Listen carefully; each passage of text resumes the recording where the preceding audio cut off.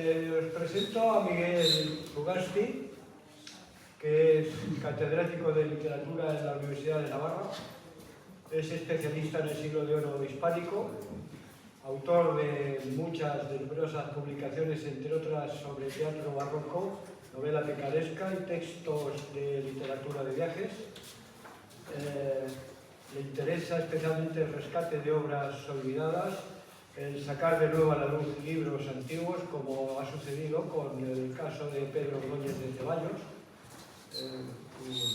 autor del siglo XVI, XVII también, o como el que hoy vamos a hablar, vamos a tratar de él, el libro Naufragio y peregrinación de Pedro Gobeo de Vitoria. Sobre todo vamos a hablar de este aventurero, autor, viajero. Vamos a ver todo en uno. ¿Dónde le ponemos la etiqueta? Que a lo mejor necesitamos 3. Jesuita también fue. Jesuita, 4 etiquetas. Dejó de serlo también, 5. 3, bueno, estamos. Bueno, entonces, eso es lo que quería remarcar, ¿no? Que Miguel es autor de una nueva edición, o una nueva edición actualizada del libro Naufragio y peregrinación de este hombre, de Pedro Gobeo de Vitoria. En 1593, la importante y entonces muy agitada ciudad de Sevilla, un adolescente, casi un niño, de 13 años, se embarca, como tantas otras personas de su época, en dirección a América, a Perú. Iba en busca de una vida de experiencias, de progreso y, claro, de fortuna. El chico se llamaba Pedro Gobeo de Vitoria y había nacido en aquella ciudad andaluza. Pero la historia del viaje y la aventura tiene contadas y guardadas bajo llave, bajo candados, bajo cerrojos, las plazas que dotan de éxito. Y aunque Pedro era atrevido y animoso, su nombre no figuraba en la relación de los triunfadores. Sí estaba, no obstante, en la lista de los sufridores, de los propensos a la mala suerte y de los excedentes de grupo de la historia. Pero la justicia, que ya sabemos que a veces no es justa y siempre resulta lenta, finalmente, con el paso de los siglos, ha hecho que el tiempo y el destino hayan acabado reconociendo la talla de un héroe de la travesía y sobre todo de la resistencia.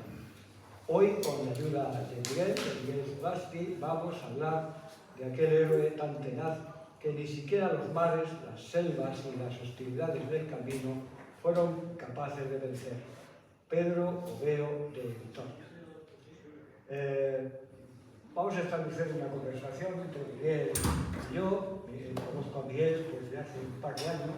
Acá tuvimos la oportunidad de charlar en mi programa de radio, Miradas Viajeras, y fue una conversación muy interesante porque descubrimos, en este caso descubrí, pues uno de los tantos personajes que tiene el mundo de la exploración, del viaje, de los siglos XV, XVI, podríamos seguir, XVII y XVIII, donde España tiene una mina y que desafortunadamente muchos autores pues, se fijan en otros exploradores y viajeros que sí se lo merecen, o se pueden merecer, pueden tener una posición crítica de algunas cosas, pero hicieron sus historias.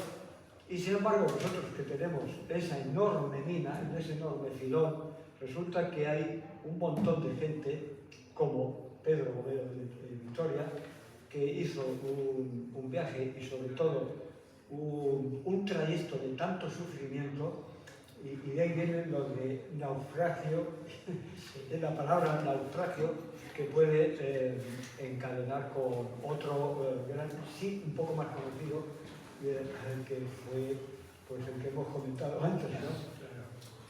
Cabeza de vaca. Álvaro Núñez, cabeza de vaca. Correcto. Entonces, para que en nuestra labor de divulgación, en nuestra gran labor social que hacemos en nuestras jornadas de Altafulla, coméntanos quién fue realmente Pedro Gobeo de Vitoria, qué importancia tiene su figura, bastante desconocida, como te digo, en la historia de los viajes españoles de América durante los siglos XVI y XVII. Muy bien, Antonio. Pues gracias por este pie y voy a empezar a contarte contestar lo que preguntas, no sin antes dar las gracias a nuestro aquí, el motor, ¿no? el corazón de estos encuentros, que es Martín Garrido, y a ti también por permitirme, darme la opción de venir aquí a charlar con todos vosotros. Yo vengo del mundo académico y estoy encantado, pero los académicos también viajamos, también movemos y también somos visiting professors en distintos sitios y nos toca vivir en unos países u otros. Al menos esa ha sido mi experiencia. Eres viajero, si no lo voy a decir también que también tienes un turbio pasado. Nada que ver con lo que hay por aquí, pero bueno, la vida académica me ha permitido vivir varios años en distintos países. Entonces también es establecerte, vivir en un sitio diferente a ir de paso. En cuanto a los viajeros, esto que has mencionado, los náufragos, todos tenemos en nuestra cabeza el modelo que ha imperado sobre todos nosotros, ¿no? Que es Robinson Crusoe. Pero al final Robinson Crusoe pues, es una novela del siglo XVIII, he dicho novela. Está inspirado en un naufragio real de Alexander Selkirk, etcétera, etcétera, pero Daniel Defoe, aunque escribe en primera persona, está novelizando un naufragio. Y resulta que desde siglos anteriores tenemos modelos reales y auténticos en la literatura española, en las letras hispánicas. Y esos pues no los tenemos del todo valorados. Por supuesto, ni palidecen frente a lo que son la gran pantalla del cine, etcétera, etcétera. No somos capaces de vendernos suficientemente bien nuestros productos, que son bastante auténticos o incluso muy superiores a otros que se nos intentan de imponer en el canon. Entonces, dentro de estos viajeros tenemos el que has mencionado, Álvar Núñez Cabeza de Vaca, que es el que se conoce porque él naufragó en un viaje que hizo de Cuba a Nueva España. Entonces naufragaron en torno a lo que es hoy Norteamérica, el cuadrante sur, por ahí por la zona de Florida, Alabama, por ahí, y se pegó varios años itinerando. De los 200 o 300 que emprendieron la expedición, solo sobrevivieron 4. Uno de ellos, un esclavo negro, que vivió con ellos. Y Álvar Núñez Cabeza de Vaca sobrevivió para contarlo. Y entonces escribe su relato y se lo ofrece a Carlos V. Y es como el gran modelo de literatura de penalidades, de naufragios, de sufrimientos en la literatura hispánica. Y ahora ha aparecido, bueno, hace 2 años exactamente, lo he mencionado, en mayo de 2023, sacamos este libro en la editorial Crítica del Grupo Planeta. Y este es un rescate editorial de un libro totalmente olvidado, del cual solo hay un ejemplar en el mundo, no estaba en ningún catálogo, no está en ninguna historia de literatura, ni los especialistas en viajes lo conocían. Este hombre estaba perdido fuera del canon, fuera de todo. Entonces, ¿quién era este hombre? Ya por los apellidos, ¿veis? Gobeo de Vitoria, ya sus ascendentes, él nació en Sevilla, no está documentado, pero ya por los ascendentes ya proceden de Álava. Gobeo está hoy al lado es una especie de pueblo, barrio de Vitoria. Y ya el segundo apellido Vitoria nos lo dice claramente. Entonces, emigrantes a Sevilla, entonces el muchacho nace en Sevilla, ¿y qué pasaba en Sevilla en el siglo XVI? Que todo el tráfico a Indias circulaba por allí, por la casa de contratación. Entonces, era un lugar, un mentidero donde todo el mundo hablaba del viaje a Indias y, por supuesto, enriquecerse, mejorar la posición en Indias. Pero es que Gobeo no pertenecía a una familia pobre, humilde, desarrapada. Ya pertenecía a una familia establecida, con cierto rango de baja nobleza, pero... Entonces, ¿qué es lo que le motiva sobre todo? Le motiva el ansia de aventura, el buscar, el viajar. Entonces se enrola, con apenas 13 años, se mete en una galera y cruzan el Atlántico. Y su meta es llegar al Perú y hacer fortuna en el Perú. Entonces, cuando un viaje que estaba programado más o menos para 3 meses, pues él tardó 2 años en llegar. Le pasaron en el itinerario, le pasaron miles de cosas, desventuras, ataques de piratas por todas las esquinas, tormentas marinas, muchas cosas. Y como sobrevivió para contarlo, como vivió, el naufragio que da el título a su libro no es al estilo Robinson Crusoe, no es el barco que se estrella contra las rocas, sino en lo que hoy, cuando decimos hoy, ha naufragado un negocio o ha naufragado una empresa, ¿no? Al fracaso, la idea de fracaso. Entonces, la travesía del Pacífico del Atlántico, la hizo mal que bien, sufrieron unos ataques de piratas escoceses, tocaron en Venezuela, en Isla Margarita, estuvo en una batalla, fue herido, pero en fin, ya llegó al istmo de Panamá, cruza por el río Chagres, ya llega a la costa del Pacífico, en Portobelo, y allá se embarca. Y allí es cuando empieza su peor odisea, ¿no? Bueno, se embarcan en un navichuelo, así lo dice en diminutivo, mal equipado, etcétera, etcétera, y no pueden con las tormentas, no pueden luchar contra el mal llamado Pacífico, porque no es tan pacífico las aguas. Y llega un momento en que el piloto de la nave les dice que no puede, hay sobrepeso, claro, es la ambición, ¿no?, del piloto de sobrecargas a la gente, la nave de pasajeros, porque van pagando más. Y les invita a que se paren en la costa, desembarcar en la costa y caminar, les dice, su destino inicial era el puerto de Manta. La ciudad de Manta hoy existe, está en Ecuador, y era el primer puerto de mar que había en el itinerario desde Portobelo al Callao, Lima, ¿no? Manta era el primer punto seguro. Entonces, nada, os quedan 3 días de caminar a pie, bajáis quien desee, y hay 41 intrépidos, incautos, digo yo, también, que dijeron, sí, nos bajamos, vamos a pie, no hay problema. Les dijo al piloto, yo conozco esto, he pasado, vivo aquí prácticamente, haciendo la travesía, hay 3 días a pie hasta Manta. Entonces se bajaron 41 personas, no lejísimos de estar 3 días, por medio tenían todo tipo de accidentes orográficos, desembocaduras de ríos impresionantes donde no veían a otra orilla, etcétera, etcétera, y en ese tramo murió el 60% de los españoles que allí descendieron. Y además es una zona, se llama Costa de las Esmeraldas, por ese sueño de que allí había mucha riqueza de esmeraldas y tal y cual, pero que luego no es verdad, no hay tal riqueza esmeraldeña, ¿verdad?, pero en minerales, pero el nombre ya le quedó. Y en esa costa, entonces, ellos iban avanzando y se encontraban constantemente tumbas.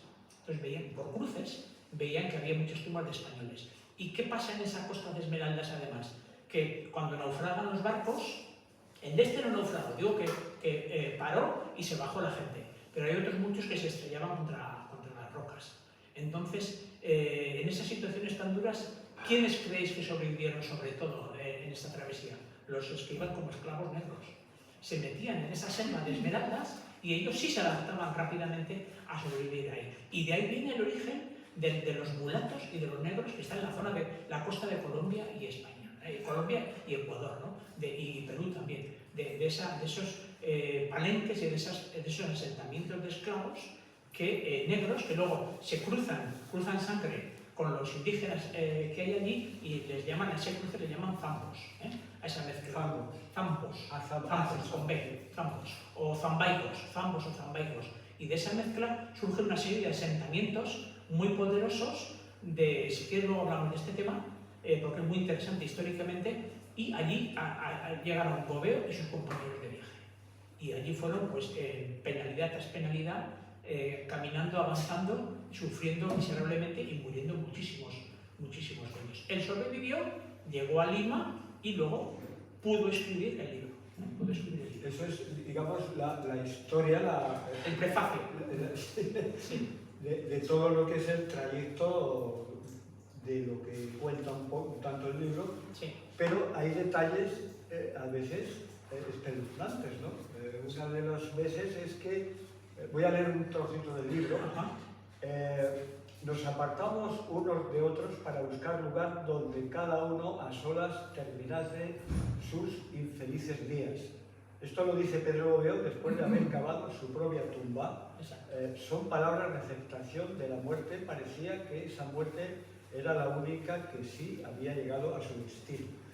Quiere decir que llega un momento de tanta desesperación, tanta debilidad, tanto fracaso, que resulta que se pone... Esto es un tanto...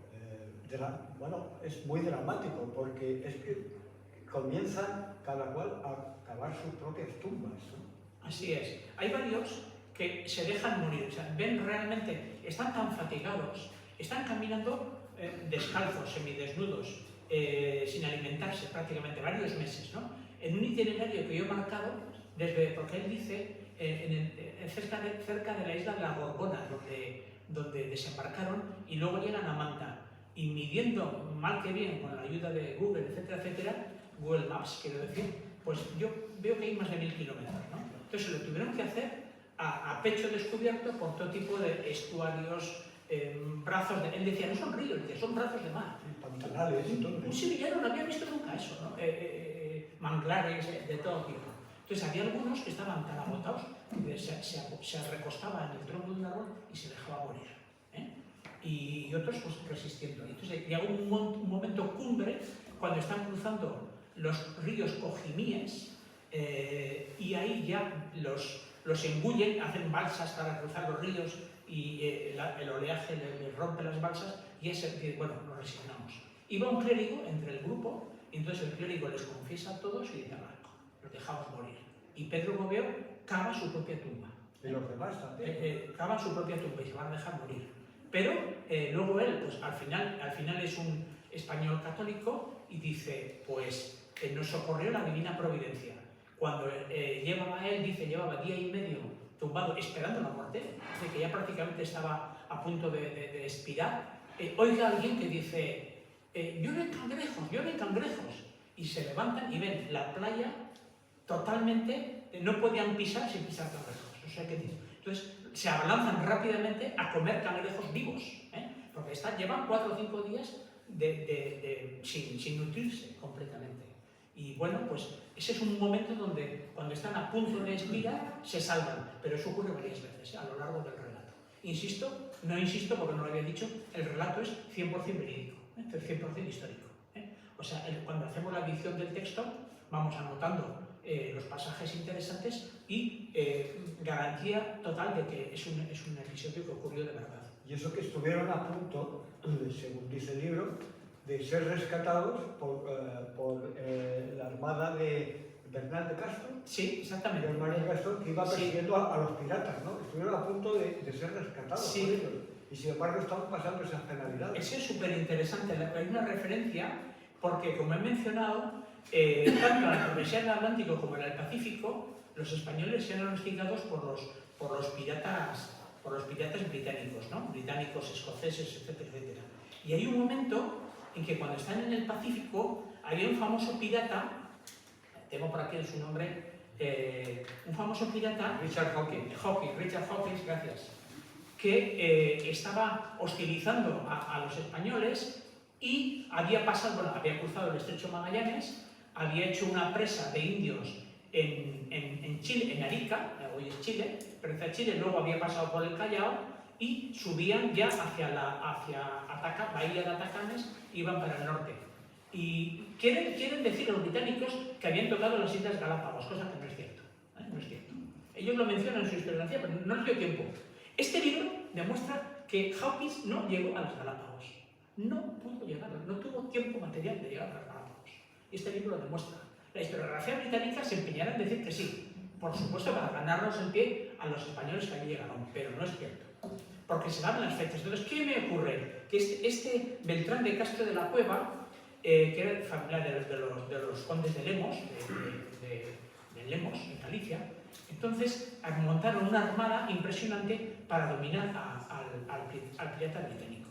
Y lo doblegaron en la bahía de Atacames. Y tenemos la fecha exacta, el 1 y el 2 de julio de 1594. Y nuestro protagonista, Pedro Gobeo, con sus peregrinos, que iban allá desarrapados, mal sobreviviendo y muriendo en plan goteo, habían pasado por ese lugar unos pocos días antes. ¿Por qué lo sabemos eso? Porque mencionan que en un momento dado se encontraron con 4 indios de Arica que habían sido secuestrados por un pirata, y cuando hizo el barco pirata británico, el de Hawkins, tocó tierra para hacer la aguada, o sea, coger agua dulce y quitar carena a las quillas de los barcos para que naveguen más rápido, en ese momento 4 indios de Arica que habían sido secuestrados se internaron en la selva. Cuando se internan en la selva, ¿con quién se encuentran? Con los peregrinos españoles. Unen fuerzas. Lo primero es el encuentro de unos europeos con unos indios. Lo primero que piensan los europeos, estos sitios nos matan, estos ya aquí no nos liquidan, para nada, se asociaron, se hicieron y unieron fuerzas. Los indios que eran pescadores de la zona de Arica les enseñaron a construir balsas para cruzar los grandes ríos, etc. Y eso, ¿cómo llegaron esos indios allá? Solamente por llevados por japoneses. Solo pudo ser. Entonces, nos viene muy bien ese dato histórico para marcar exactamente la fecha en la cual estaban ellos deambulando en ese momento por la bahía de Atacames, que hoy pertenece a Ecuador. Hay una serie por eso, datos históricos. Gobeo no podía haber sabido eso por su cuenta, es imposible, no se lo puede inventar. Eso se puede demostrar históricamente por investigación nuestra, posterior, pero no de otro modo. Es 100% verídico lo que está. Me estás sentando mal la comida, ¿no? Padecimiento. Sí, eso es verdad. ¿En qué, antes de pasar a hablar un poco del libro, ¿en qué acabó la historia, ¿no? Al final, ¿no? Porque al final acabó, Pedro acabó regresando a España. La historia acaba en que apenas sobreviven, creo que 17 o 18 a él también le vacilan un poco los números, ¿eh? Ahí hay un poco, claro, lo está escribiendo de memoria tiempos después. De los 41, que eso sí lo menciona 2 veces, que se lanzan a andar. Entonces, yo calculo que es el 60%, el 60%. Una cosa muy interesante, que se ve en algún otro naufragio, en el momento que son rescatados, en el momento que llegan a la población, ¿sabéis qué les pasa? Que les alimentan muy bien y se mueren de indigestión. Algo que se ve, por cierto, hay un documental de Hitchcock sacando a gente después de la liberación de los campos de concentración, y sabéis que algunos que estaban allá concentrados les alimentaron muy bien y sus estómagos no pudieron resistir una comilona y murieron después. O sea, cuando te crees que estás a salvo, entonces caes. Las palmas, sí. Y las palmas. La palma, que en algún otro caso, en algún otro naufragio, también se produce ese mismo proceso. En todo caso, Gobeo sí que llega a Lima y después de Lima sube, no lo he mencionado por aquí, hasta aquí, Miguel, aquí. Sube a Potosí, a enriquecerse con las minas. Fracasa y, bueno, no sabemos si fracasa o no, pero en todo caso, después decide entrar en el colegio de los jesuitas de Lima. Entonces, recordad que fue siendo un adolescente. Su viaje le costó 2 años, fueron entre los 13 y los 15 años. Después se forma en el colegio de Lima de jesuitas y cuando está ya, digamos, cuando ya ha tomado las órdenes en menores, tampoco llega a los mayores, en el colegio jesuita de Lima, por contacto epistolar con su madre, le envía el relato, le envía el texto de su aventura, de su peripecia, se lo envía a Sevilla. Y el libro lo publica su madre, conectadísima con la alta nobleza andaluza, con la condesa de Niebla, lo publican en Sevilla en 1610. El libro tiene su interés. Se publica en 1610, se traduce al alemán, se traduce al inglés. Tengo un dato de un librero peruano, limeño, que recibió un cajón con 50 ejemplares del naufragio. Después circula por otros sitios. En fin, igual que hubo un naufragio vital de Pedro Gobeo, después naufragó su escrito, que eso es un gran misterio, realmente. ¿Por qué no conocemos nada de Pedro Gobeo hasta hace 2 años? Y que aquí Antonio está dándolo en la radio y hoy aquí, ¿no? Estamos dándolo a conocer, y una labor de divulgación, ¿no? Pues para mí es un enigma todavía. O sea, un libro que seguramente no tuvo miles de ejemplares, pero una tirada mínima de ejemplares en esa época eran 500. 500 ejemplares como poco se podían vender. Tengo un dato, aquí estamos en Cataluña.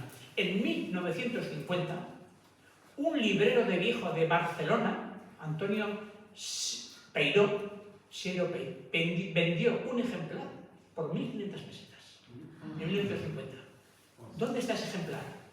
Seguro que está en manos de un particular, porque en biblioteca pública no está. En biblioteca pública, quiero decir, un catálogo en línea, no está. Yo aún estoy buscándolo.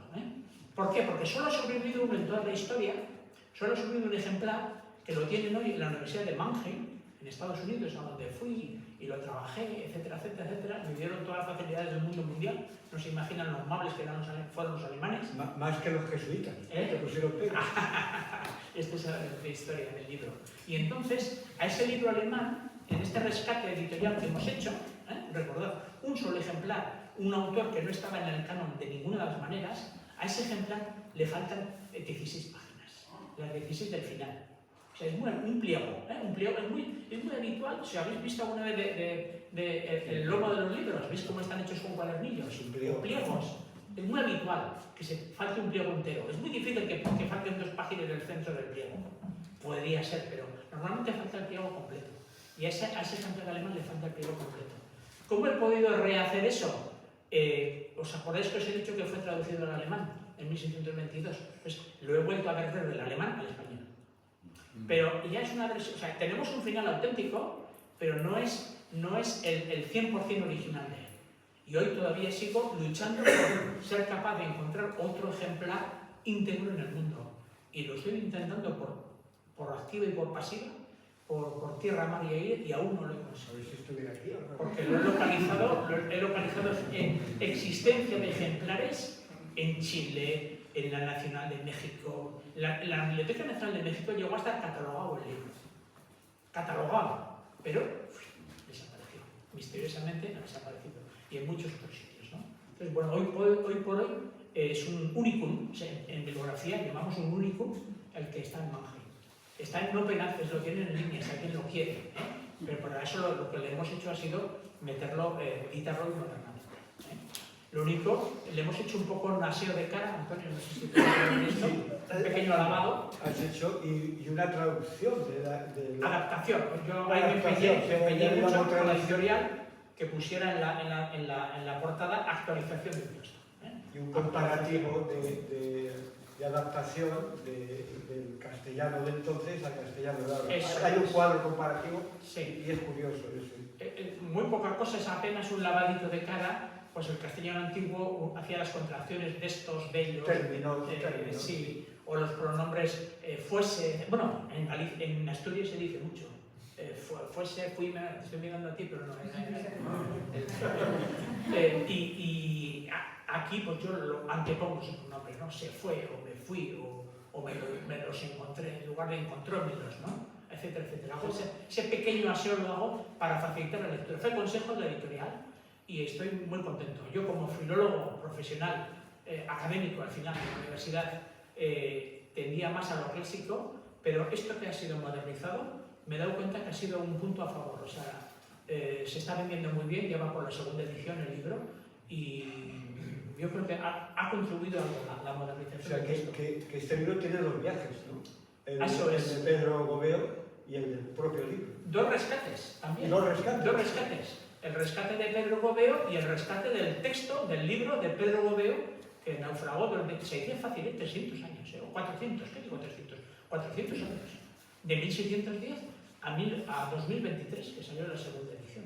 Entonces, pues sí, ¿por qué nos permitimos esos lujos? Porque tenemos tal abundancia de textos literarios, o hay tal, no sé, el dominio, ¿no?, de un Cervantes, o de un Lope de Vega, de un Calderón de la Barca, que luego hay otras perlas ahí, por ahí debajo, que si llegara a destellar tanto como un Cervantes, pues no desmerecen en absoluto. O sea, cualquier otra literatura más escasa en materiales, a este le habrían puesto, vamos, en los cuernos de la luna. Pero en España tenemos tantos textos. Fijaos, además, el año 1610. Cervantes escribió el Quijote en 1605 la primera parte y en 1615 la segunda. Aquí estamos exactamente en el Ecuador, en el quicio, ¿no? Una fecha muy importante. En 1610 fue el año que Góngora escribió Las Soledades, donde cambió por completo el sistema poético en España. Se está escribiendo la novela picaresca. Está con los grandes, ahí está con Calderón, con Cervantes, con Lope de Vega, con Quevedo. Y él no llegaba a esa altura, pero tampoco era un don nadie. No, literariamente quizá no, pero narrativamente sí. Eso es el campo. Hasta ahora no lo hemos podido saber. Como no lo habíamos, nadie lo había leído, nadie lo habíamos podido volver a leer. Entonces ahora es cuando va cobrando un poco su posición, o sobre todo en este tipo de literatura testimonial, de viaje y testimonio, hecho, narrado en primera persona, totalmente verídico, auténtico lo que está diciendo, porque se van anotando punto por punto. Cuando menciona un nombre propio, un capitán que no sé qué, tal, el tal señor que lo mataron, y está, lo documentas y ahí está, aparece. Exactamente en esa fecha, era comendador en ese momento, era tal. Eso no te lo puedes inventar, eres un viajero que te vas encontrando, vas conociendo a gente y vas mencionando esos detalles, anécdotas o detalles.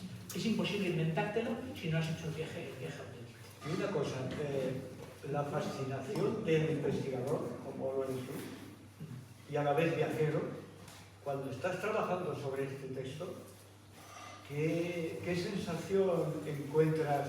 Porque si lo hace cualquier profesor aburrido, que lee mucho pero viaja poco, etcétera, tú que estás en otra onda, en otro planeta, viendo cómo se van desarrollando la ruta, el sufrimiento este que hemos hablado antes de estar cavando las propias tumbas y todo eso, ¿qué sensación, qué vivencia emocional pudiste tener?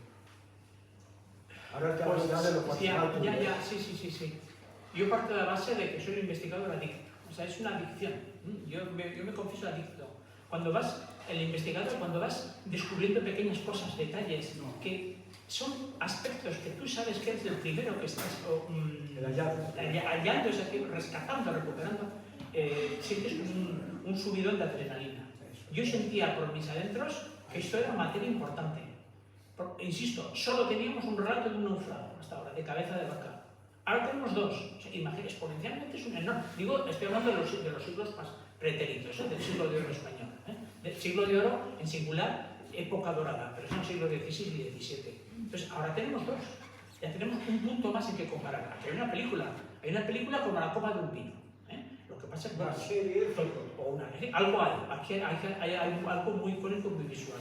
Entonces, yo me iba viniendo arriba conforme iba haciendo esas. Lo primero que podía pensar es que ¿por qué no puede haber aquí algo de fake? ¿No? Hay gato encerrado, hay algo. No, al final todo auténtico. Y luego mencionar otro detalle. Al final, yo fui beneficiario de un regalo. O sea, esto lo descubrió un profesor de latín de la Universidad de Jaén, que se llama Raúl Manchón Gómez, y lo cito con nombre y apellidos. Y Raúl Manchón Gómez, latinista, trabajaba la traducción del latín. Y entonces me decía que a él no le conocía yo en persona, solo lo conocía por email. Pues era con el libro original del español, tal y cual. Y pues edítalo, Raúl, hombre, que eso es muy importante, edítalo. Y 20 años después, Raúl decía, pues, publicó un artículo en 2004, que voy a editar ese libro tal y cual. Y 20 años después es cuando me da el toque y me dice, pues al final soy latinista y me gustaría que un hispanista trabajara esto. ¿Lo quieres hacer tú? Y digo, bueno, pues ya lo voy a hacer. Si me lo pones en bandeja, pues entraré a ver. Pero pues, los profesores, y aquí hay una rama de académicos en estas jornadas, ¿verdad?, de Altafulla, pues todos tenemos también miles de proyectos y cosas que hacer y tal y cual, y de repente cambiar el chip por completo de lo que tú estás haciendo para meterte en algo totalmente ignoto y diferente, pues o merece mucho la pena, o si no le dices gracias, pero busca a otra persona, ¿no? Me di cuenta que había aquí un potencial fuerte, a mí me atrapó, me enganchó, y ya llevo 3 o 4 años con él, a vueltas. Y para terminar, así hay alguna pregunta lo veremos ahora, claro. Pero para terminar, estamos mencionando, por supuesto, a Pedro Gómez de Vitoria y a Cabeza de Vaca, Cabeza de Vaca. Son dos viajes parecidos dentro de lo que cabe, pero en cuanto a resultados, incluso en la propia ruta y trayecto, hay diferencias, ¿no? Porque sí, acaban muy de diferente manera, ¿no? Sí. De hecho, Cabeza de Vaca tuvo síndrome de Estocolmo al final, ¿no? Efectivamente. Y él pasó más años, Cabeza de Vaca, y en el relato de su naufragio, que se llama Naufragio y Comentarios, en el relato suyo pues mete incluso, él sí que pasa con distintas tribus que viven en la zona de lo que es hoy el sur de Estados Unidos y el norte de México. Él hace un itinerario, pasa cruzando la actual frontera, ¿no? Alabama, Texas, Nuevo México, toda esa zona. Y menciona aspectos suyos del léxico, etcétera, que utilizan esos indios. Y hoy los antropólogos de Estados Unidos, para ellos Cabeza de Vaca es el number one. O sea, naturalmente, está en la base de todo. Y él utilizó ese relato suyo, lo escribe y lo envía a Carlos V para ser premiado. He sobrevivido. De los 300 y pico que hemos sobrevivido, 4. 4. Y entonces Carlos V lo premia y le da un cargo en América del Sur, del cual luego fracasa estrepitosamente. Pero en fin, en principio, el relato, cuando escriben estos relatos, nunca es algo inocente. Siempre buscan una especie de recompensa, una retribución, algo, buscan algo. Entonces Pedro Gobeo, que es unos 50 años posterior a Cabeza de Vaca, le pasa todo esto por el Sudamérica. Cabeza de Vaca en Norteamérica, la actual Norteamérica. No tiene esa intención, él está dentro de la orden jesuita. Lo que pasa es que luego se sale de los jesuitas. Y luego su madre los Gobeo debían tener bastante fuerza, porque consigue, con conexión con la condesa de Niebla, que Gobeo regrese de Perú a Sevilla, y luego él muere en Sevilla. O sea, regresa, después de haber publicado el libro, regresa a Sevilla, y se sale de los jesuitas, pero es presbítero, clérigo presbítero, en eso sí que ejerce. Y de hecho, aquí no está, porque no cabe todo, pero tenemos localizado en el Archivo Histórico Nacional pues su expediente, y aparece de su puño y letra, su firma, un expediente de limpieza de sangre, ¿no? Cuando quieres pedir un cargo, pues tienes que demostrar que tus 4 pilares, o sea, tus 4 abuelos, que no tienen sangre judía. Y entonces tienes que hacer un expediente, una consulta, y de tus padres y 4 abuelos, y que todos declaren que no tienen gota de sangre judía o mora. Pero eso se falsificaba muy fácil, o sea, eso se hace. Pero quiero decir que hay un expediente ahí de Pedro Gobeo que está recuperado, ya está mencionado aquí el dato, está por ver. Entonces, bien, es una actividad la suya súper interesante que pudo hacer, y todavía pues hay muchas cosas por desentrañar. No sabemos exactamente cuándo murió, yo no lo sé todavía. Cuando murió no he localizado el documento. Ya, bueno, hay un amigo suyo sevillano, un bibliófilo, que dice que murió de 70 años, es octogenario. Entonces yo calculo que hacia 1650 debió morir, y nació hacia 1580. Porque en 1593 se mete en el barco y él confiesa aquí que lo hace con 13 años. Entonces hay, en ese margen nos movemos. Pues nada, agradecerte la intervención que has tenido. Es una satisfacción encontrar a alguien que sabe mucho de algo, porque resulta que al menos nos dejas algo de ese mucho, y ese factor nutritivo cultural, y sobre todo explorador y viajero, y sobre todo de experiencia, y sobre todo de resistencia, porque la existencia humana no es tanto la adaptación, sino la resistencia lo que nos hace pervivir. Ya. Entonces, y cómo me gusta que hayas dicho resistencia. Hoy todo el mundo dice resiliencia. Y digo, es que tenemos un castellano castizo que dice lo mismo, y de verdad, naturalmente que sí. Es que ha venido en el tren aprendiendo. Es un ejemplo de... Pues nada, entonces te lo agradecemos, y yo creo que ha sido muy ilustrativo, y muy bien, pues continúa, y a ver si nos encuentras a otro elemento de esto, ¿no? Bueno, yo ya te voy a enseñar otro. Hay otro viajero, por los que sois aquí todos viajeros, y he visto que también hay gente que le gusta la historia y que documentarse. Hay otro que yo le he trabajado, el tipo es de Jaén, se llama Pedro Ordóñez de Ceballos, y en 1604 publicó Un viaje del mundo. El tipo dio la vuelta al mundo. Y cuidado, es un libro impresionante. Y no sé por qué no es un bestseller hoy mundial.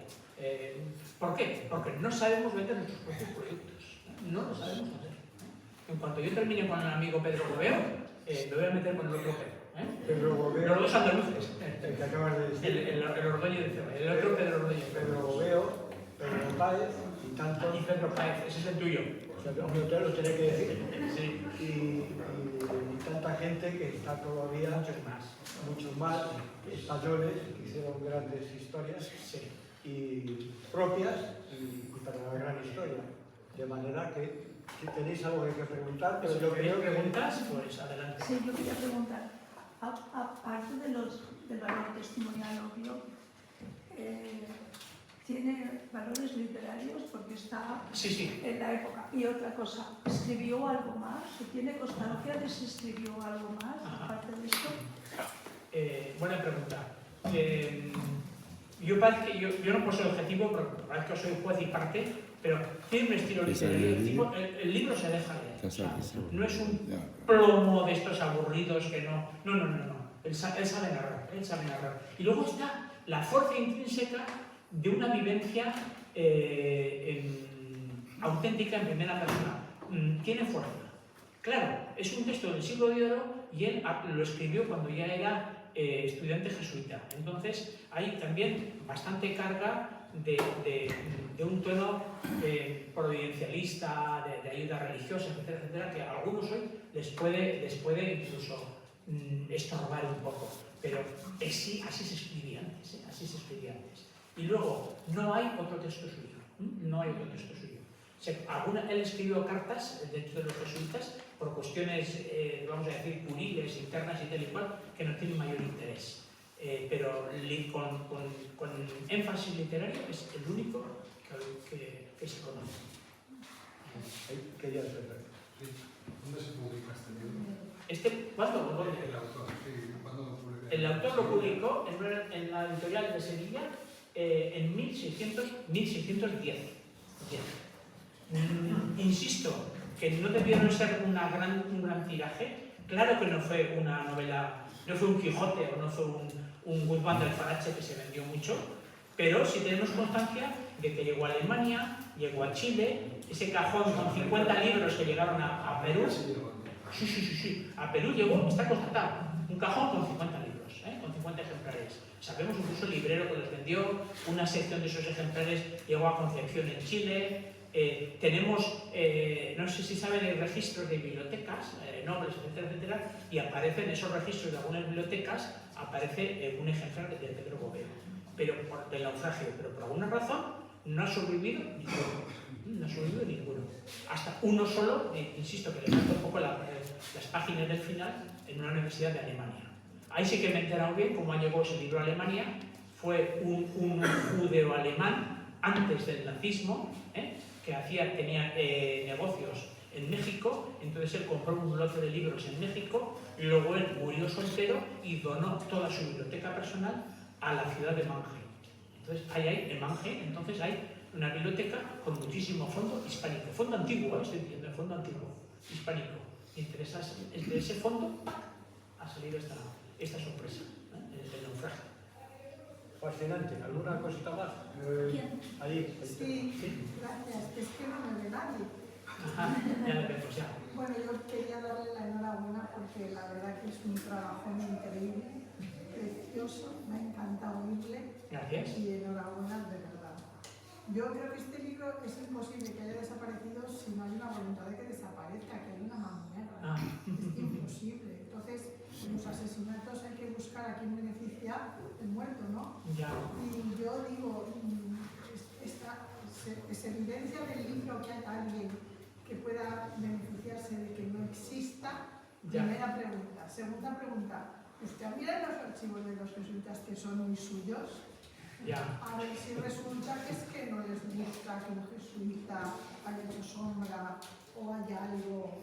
Ya. No sé, Los jesuitas son muy suyos, ya te lo digo. Sí, Ya te lo digo. son muy suyos, sí, eso es verdad. Y tienen buenas cosas. Pero, desde luego este libro, siendo el jesuita, lo que sí sabemos es que no salió dentro del control de la orden jesuita.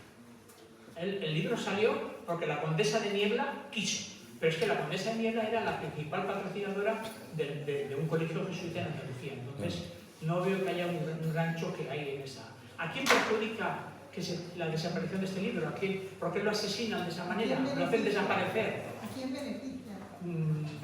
No termino yo de ver eso, no termino de ver a quién. Pero yo sí sé que después de la expulsión de los jesuitas, se levantaron catálogos, índices de los fondos bibliográficos que tenían los distintos colegios de jesuitas, en Lima, en México, etc. Y en varios de esos catálogos yo he encontrado que tenían un ejemplar del naufragio de Pedro Gobeo, en varios, en el de México, en el de Lima.